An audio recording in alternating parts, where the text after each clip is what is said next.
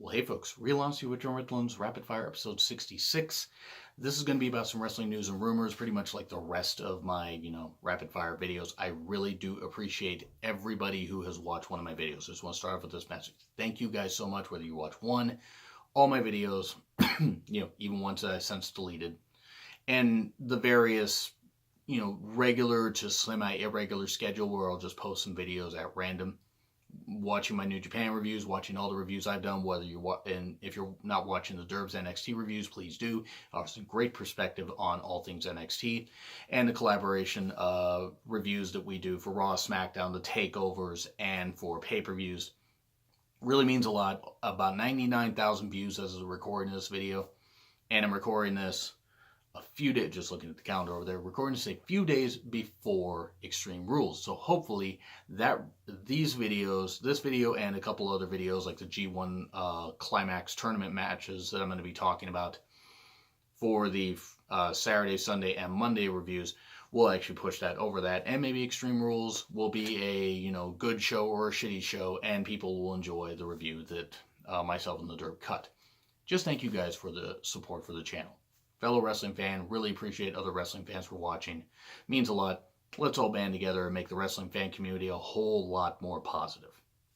So, I'm going to be doing some more positive videos from now on. Angry rants will not go away. We will see. So, the Lethal Hendrix, which sounds like a drug concoction. It makes you end up like Jimi Hendrix. Hopefully you don't. If Lethal did what he did, he needs to be punished accordingly. If Taylor is lying, then it's not good at all. Lying about allegations like that, making false allegations, is no good. Doesn't matter if you're a man or a woman doing that. It makes it harder for people who have actually gone through that stuff to get the support they need, the help they need, and to come forward with that kind of stuff. Hopefully the truth comes out. That's all I'm going to say about that. I'm not going to jump to any crazy conclusions. I've done that in the past with some others. And sometimes I've been justified in doing that, and other times I've just reacted on emotions. Now I'm going to have to exercise a little bit of restraint.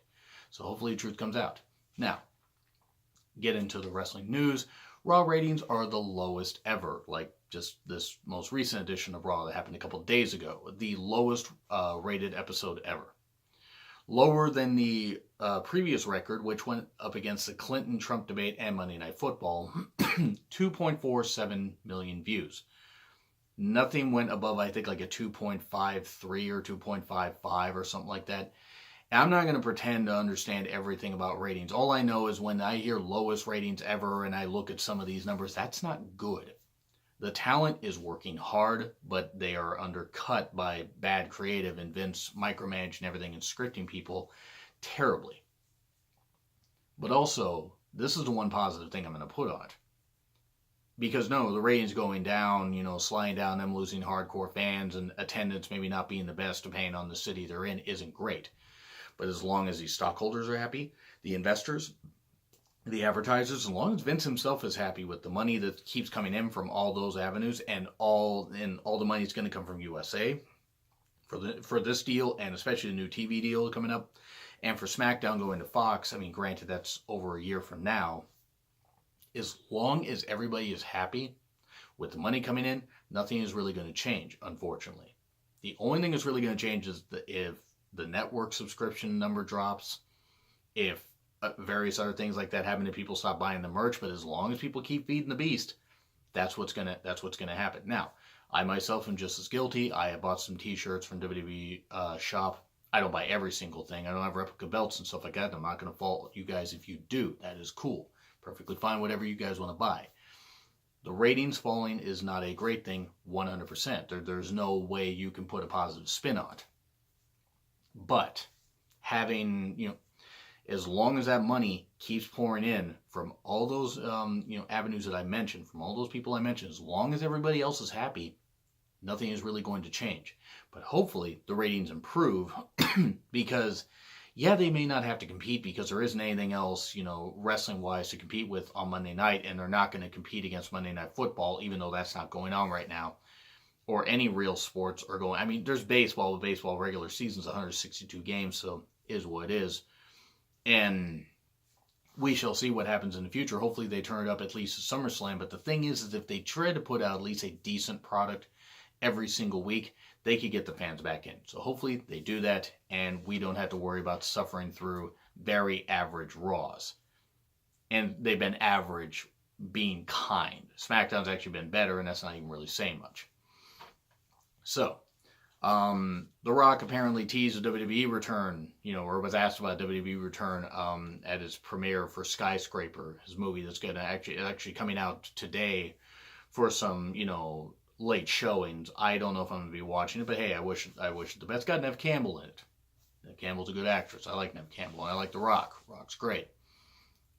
Looks like a Die Hard ripoff and everything, but that's okay. Hey, whatever. If it's a fun movie, that's cool. I will say this much: I'm lukewarm on Rock returning to the ring. I don't think he needs it. He doesn't need it. Does that mean that he shouldn't show up on WWE TV a couple times? No, he can show up if he wants. I'm all for it. But do I want to see him in the ring again? No. The last match he really even had of any significance was at Mania 29. I'm not counting Mania 32 where he beat Eric Rowan in like 6 seconds. That doesn't count. His match at Mania 29, he, suffered a major injury that delayed the shooting of Hercules. His movies make more money and do better than his WWE career would do. He doesn't need to be in the ring anymore. If he wants to return, I'm not saying that it won't boost fan attendance. I'm not saying people won't buy more tickets for it. I'm not saying that the network subscriptions won't go up. I'm not saying the guy isn't box office. But they need to move on from having these part-timers come back. And these legends still be there. Yeah, I'm going to kind of mention Undertaker, because speaking of which, at the Aussie show, the Australia Super Showdown, they're calling it, October 6th, Triple H versus Undertaker for the last time. I'm over this. I love Undertaker. Triple H I'm not the biggest fan of as far as an in-ring competitor, but he's helped do a lot of good shit in NXT. Regal's just been as big of an influence, and Dusty, of course, was the original creator of NXT, and his influence, even 3 years after his death, is still felt. I don't really need to see Triple H versus Undertaker. Am I going to watch the Australian show if it's on the network? Absolutely. But it's like watching Cena and Triple H at the Greatest Royal Rumble, and you can check out that review if you'd like, even though that was a number of months ago. Hard to believe it's been almost 3 months. I'm really kind of lukewarm on that stuff. If they want to still compete, great for them. Who am I to say when they should hang it up? But also as a fan, maybe I don't want to see these older guys continue to compete. There's a time to hang them up. Time to hang the boots up and walk off into the sunset. Whenever they decide to do that is their business, but I just don't like to see people hang on so long that it gets sad to watch them in the ring. I'm just going to mention Hulk Hogan about 2005 on for no reason. I hope that Australian show is good. I will tune in on the network, of course, when it does happen. So, back to the news. WWE has canceled the Clash of Champions pay-per-view. Okay, cool, whatever. That's not, they moved TLC to December, which isn't much of a change because TLC was in December, I believe, in 2016. That got moved to October in 2017. They canceled Clash of Champions. Okay, cool. They may be bringing back Halloween Havoc and Starrcade as possible, rumors. These are rumors, by the way. If they bring back Halloween Havoc and Starrcade as either network specials or just house shows, they should be network specials, quite frankly. Just do those kind of things and advertise. They really should have broadcast the Starrcade house show last year. I mean, I'm just saying, it sounded like it would have been a pretty fun show and that they actually had a pretty damn good live gate. Imagine that if they actually put effort in, they could get people to tune in. I'm all for them bringing back Halloween Havoc and Starrcade if they treat them right, but it also has been a number of years since those shows were ever really any good. Last good Halloween Havoc was 97. Last good Starrcade was 97, 98. Had some pretty good hype, but the two main events of those respective events kind of killed the whole thing. But hey, if this means that WWE is going to be getting rid of these gimmick pay-per-views like Clash of Champions and stuff like that, that might be a good thing, because now that they're all co-branded, a lot of championships are already defended on the pay-per-views anyway, so Clash of Champions wouldn't, you wouldn't be able to do anything. I mean, unless you're going to suddenly have like every single championship. But if you look at the Extreme Rules card, with the exception of the Universal Championship, I believe every title's being defended. So, I mean, I forget the Universal Championship even exists. So if they're going to do that, hey, great. They want to get rid of some of these. I'd say bring back King of the Ring as a pay-per-view. I mean, why not? Wouldn't it be kind of cool to bring back King of the Ring? I think so. They might possibly do 2 Manias in 2020. Greatest WrestleMania.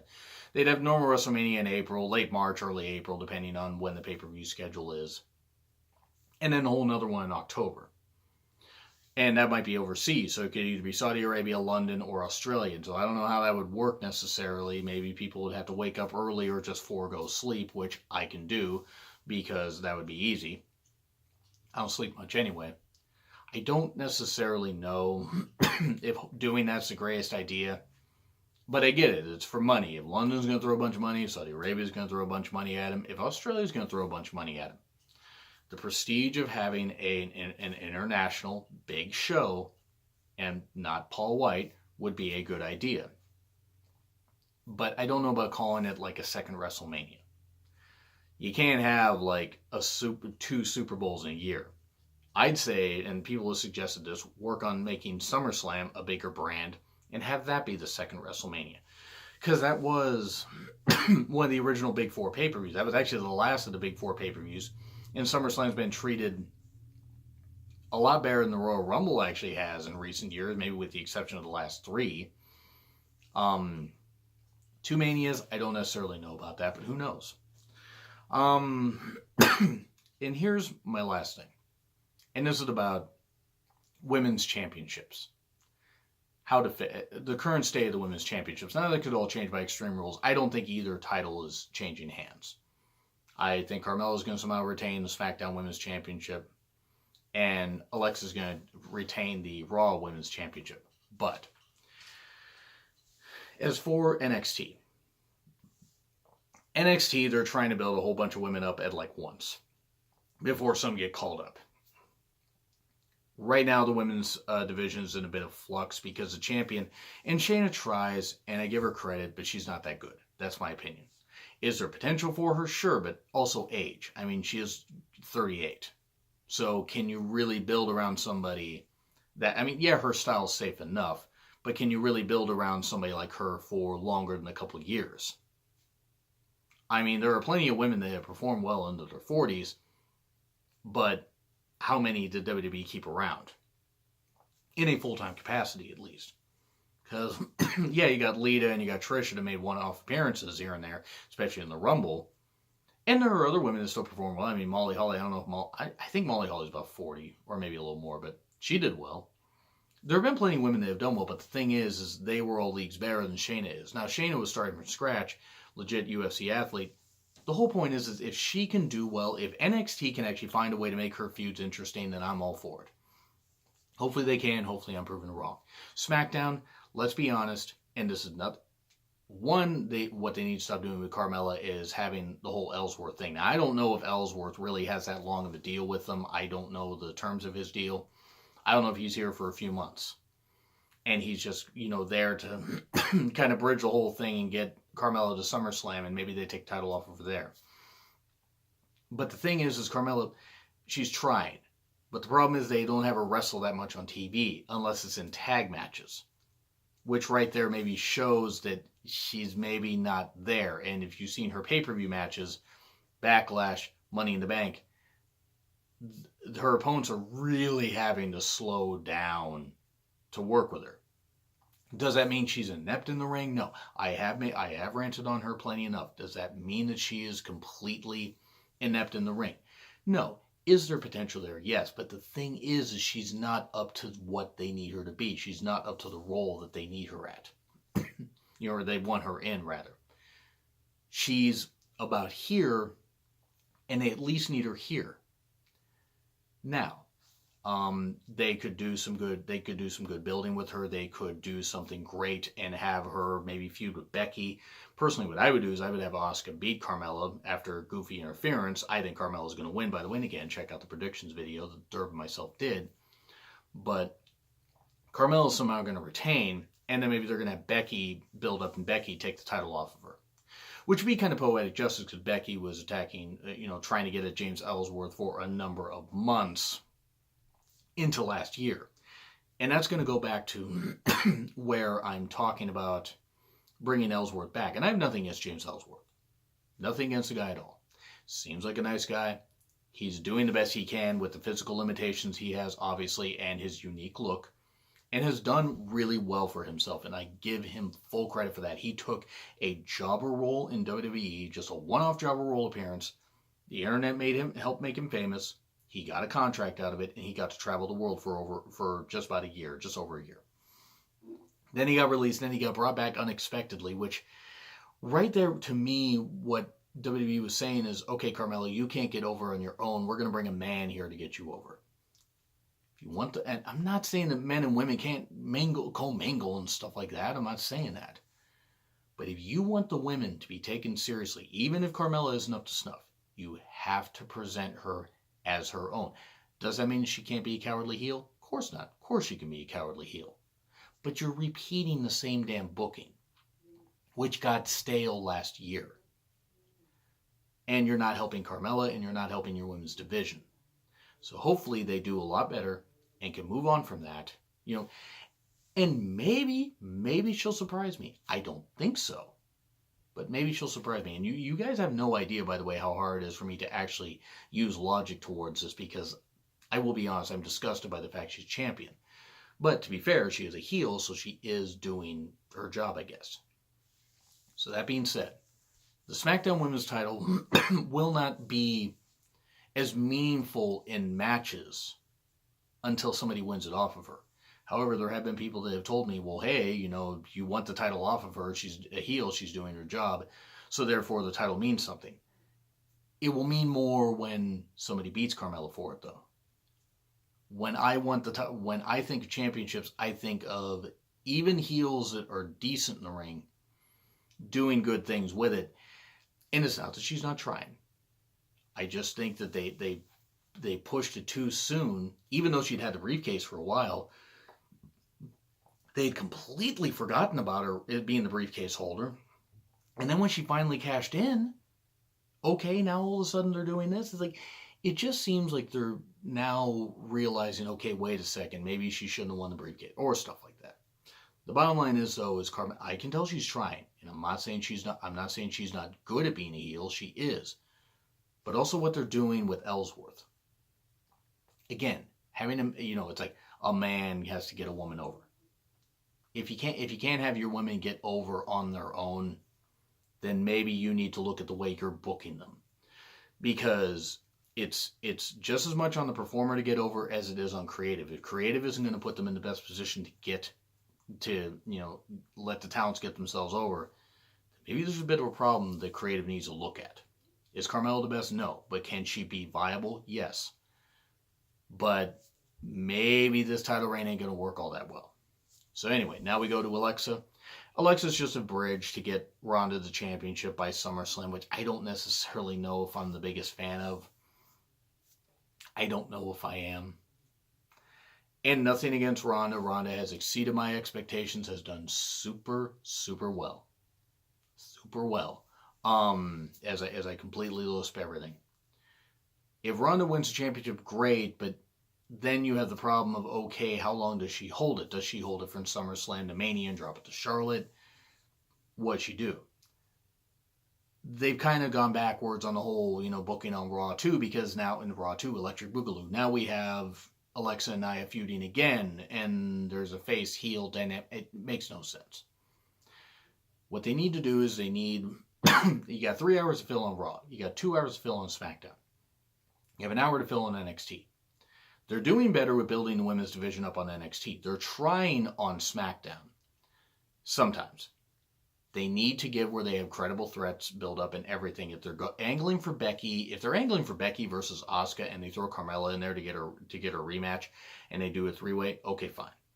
Or they have Carmella retain and they have Asuka, by dubious methods, they have Asuka get another shot, but Becky gets thrown in there and Becky beats Carmella and Asuka doesn't take the loss. Cool. With Alexa's going to bridge towards Ronda. and then Ronda's going to take the title off of her. They need to do better with the championships. If you're going to have one championship on each show, you need to build up your viable challengers. You need to present the women better and not just in 5-7 minute matches. Give them 10 minutes to show.